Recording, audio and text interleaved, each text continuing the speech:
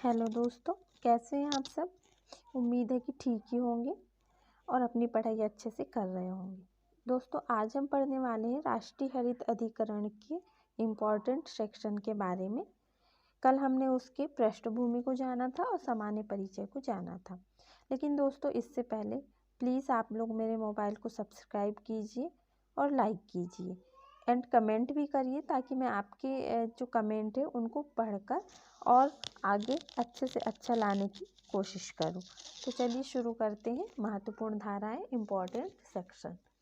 तो सबसे पहले हम देखेंगे जो इसमें अध्याय है राष्ट्रीय हरित अधिकरण अधिनियम में 5 अध्याय हैं और धाराएं हैं इसमें 38। टोटल धाराएं कितनी है? 38 है और टोटल अध्याय कितने हैं? 5 हैं। तो दोस्तों, इसमें अध्याय 1 जो है, कोई भी अधिनियम हो, हर अधिनियम में अध्याय 1 में उसका प्रारंभिक नाम और तारीख दी रहती है। उसका नाम क्या होगा और तारीख क्या होगी। तो हमारे जो राष्ट्रीय हरित अधिकरण अधिनियम है, इसका नाम 2010 और तारीख ये कब से प्रवृत्त हुआ है, तो 18 अक्टूबर 2010 से इसे प्रवृत्त किया गया है ना। अध्याय 1 में यह बताया गया है। अब हम देखते हैं अध्याय 2 में। तो अधिकरण की स्थापना धारा 3 में दी गई है कि अधिकरण की स्थापना कब हुई? 18 अक्टूबर 2010 को अधिकरण की स्थापना हुई। अब धारा 4 की बात करें तो धारा 4 में अधिकरण की संरचना के बारे में जानकारी दी है। अब यहाँ से हमारा जो इम्पॉर्टेंट जो फैक्ट हैं वो शुरू होते हैं। तो अधिकरण की संरचना से हम शुरू करते हैं। दोस्तों, इसमें थोड़ा कन्फ्यूजन है हमें। हर जो सारे आयोग थे उसमें ज़्यादा कन्फ्यूजन नहीं था, सीधे सीधे बात कही गई थी अध्यक्ष और सदस्यों के नियुक्ति पदावधि के बारे में। और इसमें जो है, इसमें थोड़ा ज़्यादा कन्फ्यूजन है, सदस्य भी अलग अलग हैं, तो थोड़ा ध्यान से पढ़िएगा आप लोग। तो सबसे पहले हम देखते हैं अध्यक्ष। तो धारा 4(1) में अध्यक्ष की बात कही गई है। इसमें एक अध्यक्ष होगा, राष्ट्रीय हरित अधिकरण में एक अध्यक्ष होगा, ठीक है। और धारा 4(2) में कहा गया है कि 10 से ज़्यादा किंतु 20 से कम न्यायिक सदस्य होंगे। कौन से सदस्य होंगे? न्यायिक सदस्य होंगे। और 10 से ज़्यादा किंतु 20 से कम विशेषज्ञ सदस्य होंगे। मतलब सदस्य इसमें 2 प्रकार के होंगे, एक होंगे न्यायिक सदस्य और एक होंगे विशेषज्ञ सदस्य। न्यायिक सदस्य मतलब जो पर्यावरण से संबंधित कोई भी मामला है तो वो न्याय करने के लिए, और विशेषज्ञ सदस्य सलाह देने के लिए। तो ये न्यायिक सदस्य होंगे और विशेषज्ञ सदस्य होंगे। तो इन्हें नियुक्त कौन करेगा दोस्तों? तो इन्हें नियुक्त करेगी केंद्र सरकार। केंद्र सरकार के द्वारा इन्हें नियुक्त किया जाएगा। अब हम देखते हैं धारा 5 में इनकी योग्यताएं क्या क्या होंगी। तो जो अध्यक्ष, न्यायिक सदस्य और विशेषज्ञ सदस्य हैं, तो इनकी जो योग्यताएं होंगी वह भी आप अच्छे से देखिए कि जो अध्यक्ष हैं, अध्यक्ष की योग्यता होगी वह भारत के उच्चतम न्यायालय का न्यायाधीश हो, या किसी उच्च न्यायालय का मुख्य न्यायाधीश हो, या उच्च न्यायालय का मुख्य न्यायाधीश हो। सिर्फ 2। कौन कौन सी? भारत के उच्चतम न्यायालय का न्यायाधीश या किसी उच्च न्यायालय का मुख्य न्यायाधीश अध्यक्ष बन सकता है। अब न्यायिक सदस्य जो है, न्यायिक सदस्य भी यही बनेंगे, भारत के उच्चतम न्यायालय का न्यायाधीश हो, किसी उच्च न्यायालय का मुख्य न्यायाधीश हो, या उच्च न्यायालय का न्यायाधीश हो। तो न्यायिक सदस्य को 3 ऑप्शन है न्यायिक सदस्य के लिए कि उच्च न्यायालय का न्यायाधीश भी चलेगा, मुख्य न्यायाधीश भी चलेगा, या फिर उच्चतम न्यायालय का न्यायाधीश भी चलेगा। चलिए अब नेक्स्ट देखते हैं दोस्तों। अब हम बात करते हैं जो धारा 5(2) में विशेषज्ञ सदस्य हैं। तो विशेषज्ञ सदस्य की योग्यता क्या होगी? तो विशेषज्ञ सदस्य जो हैं ये होंगे डॉक्टरेट उपाधि के साथ भौतिक विज्ञान या प्राणी विज्ञान, जीव विज्ञान में मास्टर ऑफ साइंस, इंजीनियरिंग या टेक्नोलॉजी में डिग्री हो। बहुत सारी ऑप्शन है इसमें, तो बहुत सारी डिग्रियां, भौतिक विज्ञान या प्राणी विज्ञान में मास्टर ऑफ साइंस या इंजीनियरिंग या टेक्नोलॉजी में डिग्री हो, और साथ ही 15 साल का अनुभव हो। दूसरा है इसमें कि प्रतिष्ठित राष्ट्रीय स्तर की संस्था में पर्यावरण और वन क्षेत्र में 5 वर्ष का अनुभव हो। तो कोई भी राष्ट्रीय स्तर की जो संस्था है उसमें पर्यावरण और वन क्षेत्र में 5 वर्ष का अनुभव भी होना चाहिए, 15 वर्ष का प्रशासनिक अनुभव भी होना चाहिए।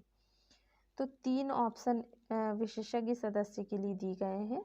डॉक्टरेट उपाधि के साथ भौतिक विज्ञान एवं प्राणी विज्ञान में master of science, engineering technology में डिग्री, साथ ही 15 वर्ष का अनुभव, राष्ट्रीय स्तर की संस्था में पर्यावरण और वन क्षेत्र में 5 वर्ष का अनुभव होना चाहिए, तभी वे विशेषज्ञ सदस्य राष्ट्रीय हरित अधिकरण के बन सकते हैं। अब हम देखेंगे धारा 5(3). धारा 5(3) कहती है कि तीनों अध्यक्ष, न्यायिक सदस्य और विशेषज्ञ सदस्य कोई अन्य पद धारण नहीं करेंगे जब तक वे इन पदों पर हैं, है ना। जब तक ये इन पदों पर रहेंगे तो कोई भी अन्य पद ये धारण नहीं करेंगे, यह कहती है धारा 5(3). धारा 5(4) कहती है कि अध्यक्ष और न्यायिक सदस्य एवं विशेषज्ञ सदस्य जब भी पद छोड़ते हैं, अध्यक्ष और न्यायिक सदस्य एवं विशेषज्ञ सदस्य जब भी पद छोड़ते हैं, पद छोड़ने के बाद वे दोबारा किसी कंपनी या प्रशासन में 2 वर्ष तक कार्य नहीं करेंगी, है ना। इन लोग कोई भी प्रशासन से संबंधित या किसी कंपनी में कार्य नहीं करेंगे जिसमें पर्यावरण से संबंधित किसी वाद में पक्षकार रहे हों, क्योंकि हो सकता है ये किसी भी वाद में पक्षकार रहे हों राष्ट्रीय हरित अधिकरण में अध्यक्ष, विशेषज्ञ सदस्य, न्यायिक सदस्य, तो ये 2 वर्ष तक किसी भी प्रशासनिक और जो कंपनियां हैं उसमें कार्य नहीं करेंगे, क्योंकि इन लोग क्या होता है कि उसमें कार्य नहीं कर सकते, इसीलिए कि कोई भी किसी भी वाद में ये पक्षकार रहे होंगे उस टाइम पे, इसीलिए ये किसी कंपनी या प्रशासन में कार्य नहीं कर सकते 2 वर्ष तक। इसके बाद देखते हैं धारा 6। तो धारा 6 नियुक्ति की बात करती है अध्यक्ष, सदस्य, विशेषज्ञ सदस्य और न्यायिक सदस्य की। तो धारा 6(1) में नियुक्ति की बात की गई, 6(1) में अध्यक्ष की नियुक्ति की बात कही गई है।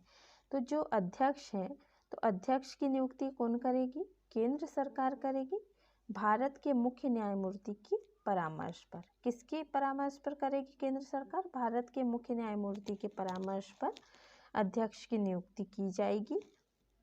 इसके बाद न्यायिक सदस्य एवं विशेषज्ञ सदस्य की नियुक्ति की जाएगी चयन समिति की सिफारिश पर। एक चयन समिति बनाई जाएगी और न्यायिक सदस्य एवं विशेषज्ञ सदस्य की नियुक्ति चयन समिति की सिफारिश पर की जाएगी।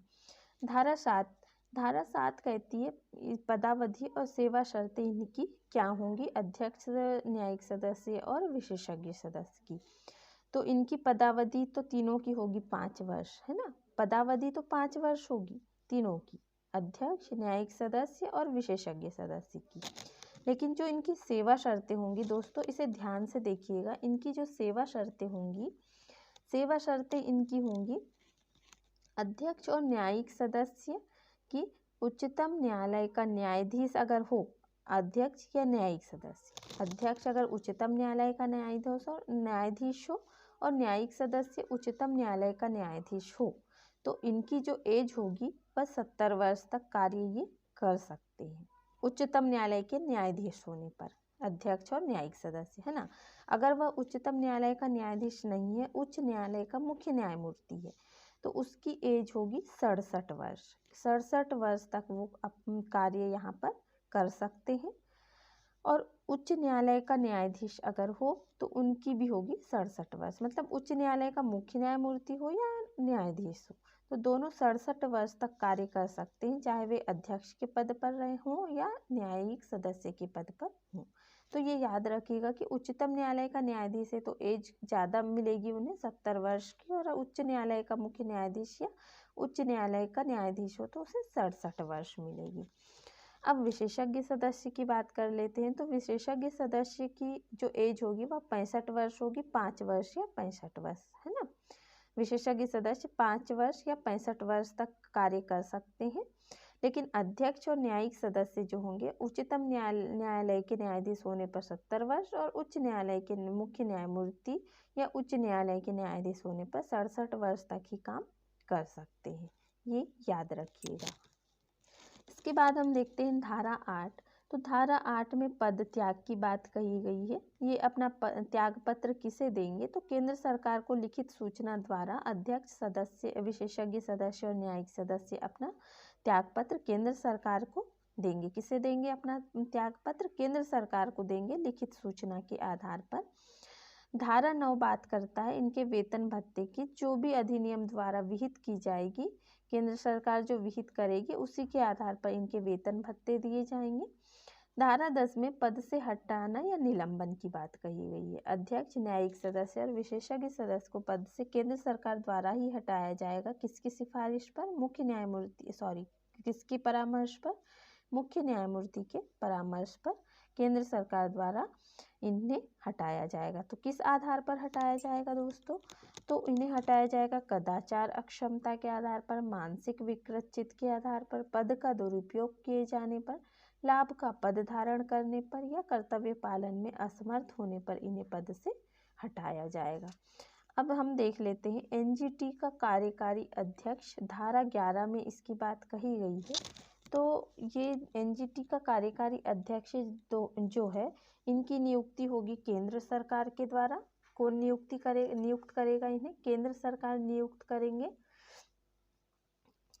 और ये जो कार्यकारी अध्यक्ष हैं, जो न्यायिक सदस्य हैं, उनमें से ही लिए जाएंगे। अधिकरण में जो न्यायिक सदस्य होगा उन्हीं में से कार्यकारी अध्यक्ष की नियुक्ति होगी, न्यायिक सदस्य से, है ना, विशेषज्ञ सदस्य नहीं, न्यायिक सदस्य से अधिकरण के कार्यकारी अध्यक्ष की नियुक्ति होगी और केंद्र सरकार द्वारा नियुक्ति होगी कार्यकारी अध्यक्ष की। तो बात कौन से धारा में कही गई है? यह धारा 11 में यह बात कही गई है। इसके बाद दोस्तों हम देख लेते हैं धारा 22, है ना। इसके बीच में जो धाराएं हैं वो इम्पॉर्टेंट नहीं है, जो इम्पॉर्टेंट धाराएं हैं मैं वो उन्हें बताने की कोशिश कर रही हूँ आपको।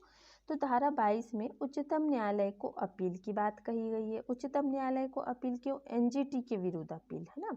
जो हमारा राष्ट्रीय हरित अधिकरण है यह गलत निर्णय दे देता है या गलत डिसीजन दे देता है, तो किसी भी व्यक्ति को उच्चतम न्यायालय में इसके विरुद्ध अपील कर सकता है। कोई भी व्यक्ति इसके विरुद्ध अपील करने की शक्ति उसे दी जाती है उच्चतम न्यायालय में। कितने दिनों के भीतर वह अपील कर सकता है? 90 दिनों के भीतर वह अपील कर सकता है। तो जो एनजीटी है इसके विरुद्ध अपील की जा सकती है उच्च न्यायालय में कितने दिनों के भीतर? 90 दिनों के भीतर, ये याद रखिएगा। इसके बाद धारा 35 में नियम बनाने की शक्ति दी गई है कि जो अधिकरण है उसके लिए नियम बनाने की शक्ति धारा 35 में दी गई है। फिर धारा 19 में कहा गया है कि यह प्राधिकरण सिविल प्रक्रिया संहिता द्वारा बाध्य नहीं होगा। सिविल प्रक्रिया संहिता द्वारा बाध्य नहीं होगा मतलब ये खुद ही निर्णय देगा, या सिविल प्रक्रिया संहिता द्वारा बाध्य नहीं होगा, बल्कि नैसर्गिक न्याय के सिद्धांत पर कार्य करेगा। नैसर्गिक न्याय के सिद्धांत पर। अब ये नैसर्गिक न्याय क्या है? नैसर्गिक न्याय मतलब कि दोनों पक्षों को सुनवाई का पर्याप्त अवसर दिया जाएगा, और न्यायाधीश दोनों पक्षों से असंबद्ध हो, है ना, मतलब दोनों पक्षों के हित में ना हो या दोनों पक्षों से किसी एक से रिश्ता ना हो, किसी के हित में वो निर्णय ना दे। तो निर्णय हमेशा वस्तुनिष्ठ आधार पर हो, लंबा पर्चा ना हो, वस्तुनिष्ठ आधार पर हो, और न्याय होता हुआ दिखना भी चाहिए कि न्याय हो रहा है, मतलब ये नैसर्गिक न्याय है। तो नैसर्गिक न्याय के सिद्धांत पर यह कार्य करेगा। दोनों पक्षों को सुनवाई का पर्याप्त अवसर दिया जाएगा, न्यायाधीश दोनों पक्षों से असंबद्ध हो, निर्णय हमेशा वस्तुनिष्ठ होगा और न्याय होता हुआ दिखना चाहिए, यह नैसर्गिक न्याय के सिद्धांत कहते हैं। तो नैसर्गिक न्याय के सिद्धांत पर जो है राष्ट्रीय हरित अधिकरण कार्य करेगा। इसके बाद भारतीय साक्ष्य अधिनियम 1872 में बाध्य नहीं होगा, मतलब जो एविडेंस एक्ट है, तो एविडेंस एक्ट के जो एविडेंस एक्ट के तहत जो सेक्शंस दिए गए हैं उसके अनुसार भी यह बाध्य नहीं होगा, या अपना कार्य नैसर्गिक न्याय के सिद्धांत पर ही करेगा, यह याद रखिएगा। तो यह बात कहाँ कही गई है? तो धारा 19 में यह बात कही गई है। अब दोस्तों हम बात कर लेते हैं आयोग के कार्यों की। तो आयोग के कार्य कौन कौन से हैं राष्ट्रीय हरित अधिकरण के? वनों एवं वन्यजीवों का संरक्षण करना, पर्यावरण से जुड़े मामलों का जल्दी से जल्दी खत्म करना, पर्यावरण से संबंधित जो भी मामले हैं उन्हें राष्ट्रीय हरित अधिकरण जल्दी से जल्दी खत्म करेगा। लोगों को पर्यावरण के प्रति जागरूक करना, पर्यावरण मतलब पेड़ों को लगाना, इसके प्रति जागरूक करना, किसी नागरिक के अधिकारों के हनन होने पर उन्हें आर्थिक सुरक्षा मुहैया कराना, उन्हें मतलब आर्थिक सुरक्षा जो है उसे मुहैया कराना भी है राष्ट्रीय हरित अधिकरण का कार्य होगा। अब एनजीटी के ऐतिहासिक निर्णयों की बात कर लेते हैं। तो 2015 में एनजीटी ने दिल्ली में पुराने डीजल वाहनों पर प्रतिबंध लगा दिया था, 2015 में, है ना। फिर 2017 में दिल्ली में 50 माइक्रोन से कम मोटाई के थैलों पर भी प्रतिबंध लगाया था राष्ट्रीय हरित अधिकरण ने। 2017 में ही वैष्णो देवी दर्शन के लिए 50,000 तक की संख्या सीमित की गई थी। 50,000 से ज़्यादा संख्या वहाँ नहीं जाना चाहिए, यह एनजीटी ने इस पर भी रोक लगाया। फिर 2023 में अभी हाल ही की बात है कि केरल सरकार पर 10 करोड़ का जुर्माना लगाया था 2023 में। अब हम देख लेते हैं एनजीटी की सुनवाई से संबंधित 7 कानून हैं, जो हैं जल प्रदूषण निवारण और नियंत्रण अधिनियम 1974, जल प्रदूषण निवारण और नियंत्रण उपकर अधिनियम 1977, वन संरक्षण अधिनियम 1980, वायु प्रदूषण निवारण और नियंत्रण अधिनियम 1981, पर्यावरण संरक्षण अधिनियम 1986, लोक दायित्व बीमा अधिकरण 1991 और जैव विविधता अधिकरण 2002। तो ये जो है ये जो राष्ट्रीय हरित अधिकरण है यह इनकी सुनवाई करता है, इन 7 कानूनों की सुनवाई करता है। इन कानूनों के तहत सरकार द्वारा कोई निर्णय पर एनजीटी में चुनौती दी जा सकती है। और दोस्तों 2 अधिनियम हैं जो एनजीटी के अधिकार क्षेत्र से बाहर रखे गए हैं। एक है वन्यजीव संरक्षण अधिनियम 1972 और दूसरा है अनुसूचित जनजाति एवं अन्य परंपरागत वन निवासी अधिनियम 2006। वन्यजीव संरक्षण अधिनियम 1972 एक है और अनुसूचित जनजाति एवं अन्य परंपरागत वन निवासी अधिनियम 2006 ये एनजीटी के अधिकार क्षेत्र से बाहर रखा गया है, इन्हें सुनवाई का अधिकार नहीं है राष्ट्रीय हरित अधिकरण को।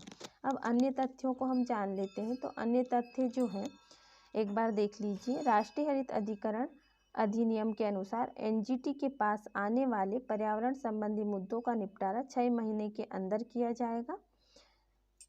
इसके बाद है एनजीटी आर्थिक दंड जुर्माना व्यक्तिगत स्तर पर 10 करोड़ एवं कंपनी स्तर पर 25 करोड़ का लगा सकता है। एनजीटी क्या कर सकता है? आर्थिक दंड जुर्माना व्यक्तिगत स्तर पर लगा सकता है 10 करोड़ का एवं कंपनी स्तर पर 25 करोड़ का लगा सकता है। एनजीटी के विरुद्ध अपील सुप्रीम कोर्ट में की जा सकती है 90 दिनों के भीतर। तो ये था हमारा राष्ट्रीय हरित अधिकरण जो कि आज समाप्त हो चुका है। कल हम इसके इम्पॉर्टेंट क्वेश्चन लेकर आपके सामने आएंगे। तब तक के लिए जय हिंद, जय भारत, बेस्ट ऑफ लक।